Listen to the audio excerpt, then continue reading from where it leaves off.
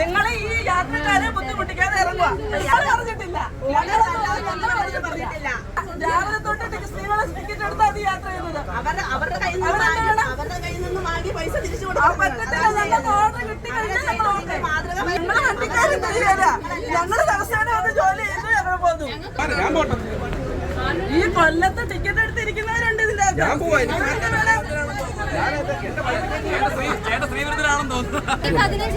നമ്മുടെ മുഖ്യമന്ത്രി നമുക്ക് തന്ന വാഗ്ദാനമല്ലേ, നമ്മൾ എന്തിനു ടിക്കറ്റ് എടുക്കണം അവര് പാലിക്കണ്ടേ? ഇത് നമ്മളായിട്ട് വീട്ടിലിരുന്ന് ഞങ്ങൾ പിന്നത് വേണമെന്ന് നമ്മൾ ചോദിച്ചില്ലല്ലോ. അവര് നമുക്ക് തന്ന വാഗ്ദാനം, അപ്പൊ അത് പാലിക്കണം. അവരുടെ ഉത്തരവാദിത്തമാണ്, അവരുടെ കടമ. ടിക്കറ്റ് എടുത്ത് വെച്ചവരെന്താ ചെയ്യും? രാവിലെ തൊട്ട് ടിക്കറ്റ് എടുത്ത ആൾക്കാർ യാത്ര ചെയ്യുന്ന ഈ ഇത്രയും പേര് ടിക്കറ്റ് എടുത്ത് യാത്ര ചെയ്ത് അവര് മണ്ടന്മാരാ തോന്നുന്നത്.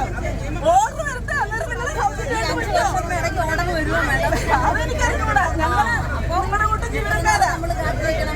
വാക്ക് പറഞ്ഞ വാക്ക് പറഞ്ഞാൽ വാക്കുണ്ടാവണോ? അല്ലെങ്കിൽ പിന്നെ നിങ്ങൾ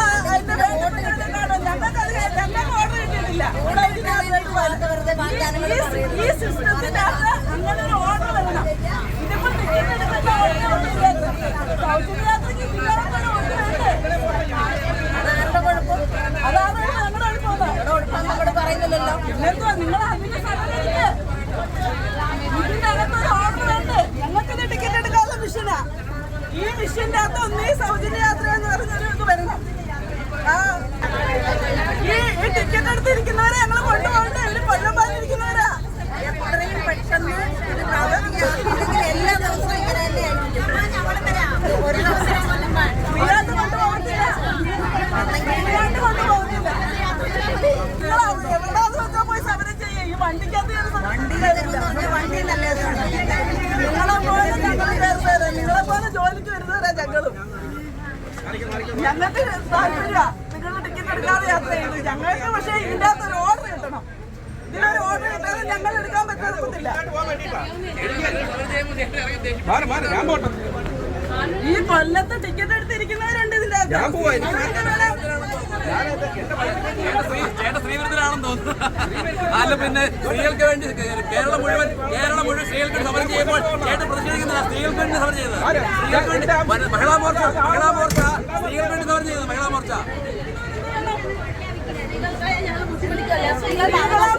അവകാശങ്ങൾ അത് നിങ്ങൾ ഈ വണ്ടിക്കാരുടെ നിങ്ങളല്ലെങ്കിൽ